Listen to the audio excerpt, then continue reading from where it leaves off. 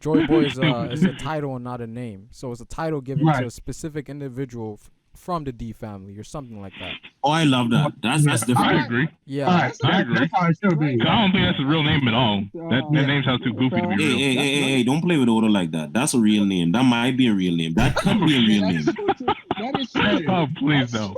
What do y'all think the One Piece is? I have no clue, honestly. Oda don't never give you all the pieces you need to figure out all the shit. Go figure. Give you all the pieces to find out one piece. Even if you have 90% of it, you probably still don't know what it is.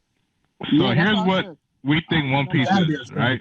Yeah. Me and Shana talked about this for like overdose on this shit, right? The One Piece.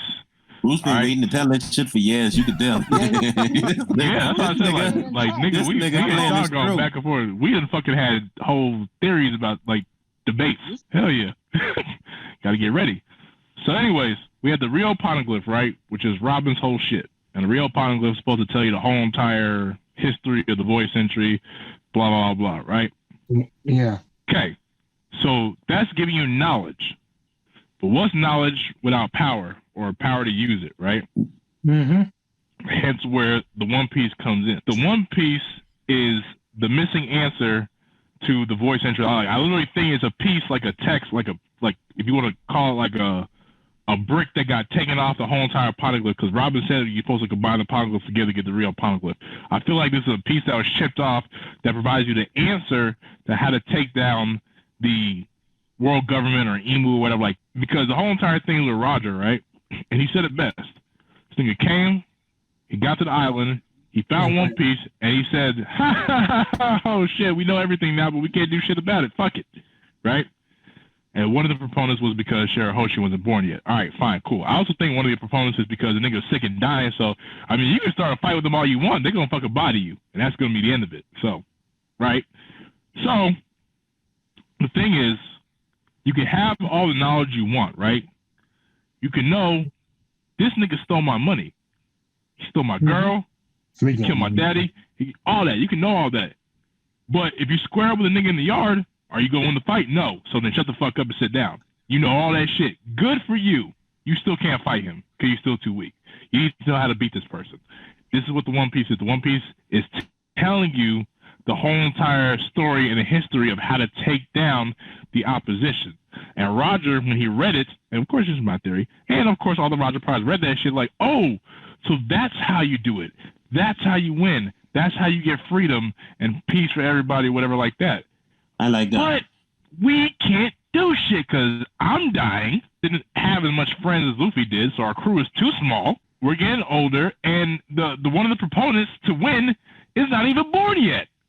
So what the fuck are we doing? I like that. All the ingredients, what was on the poneglyph with the blueprint, the pieces they needed, they didn't have. So this nigga like, fuck it, he just laughed. Like, he just laughed. We do all of this. Early. We did all this. I was a pirate for fucking 40 years for goddamn, well, not for nothing, but, you know. I can add on. So you think when Joy Boy was dying, he formulated a plan to beat the enemy, and he put it on a poneglyph. That's what you're saying, summarize, right?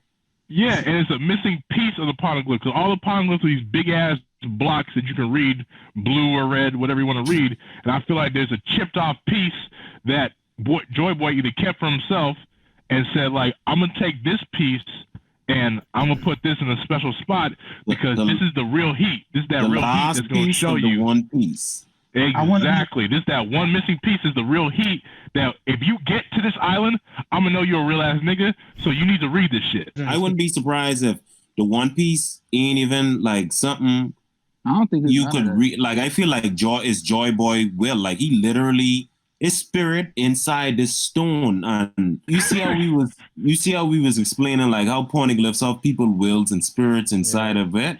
So I feel like it ain't too far-fetched for Joy Boy to leave like basically a voice note or a voice message or some shit like that. There's also prophecy involved in all this as well, because they know 800 years later from Joy Boy's time, this new Joy Boy is gonna reappear. So they know the timeline of when that's kind of weird. Actually gonna I don't know how the fuck they did that shit.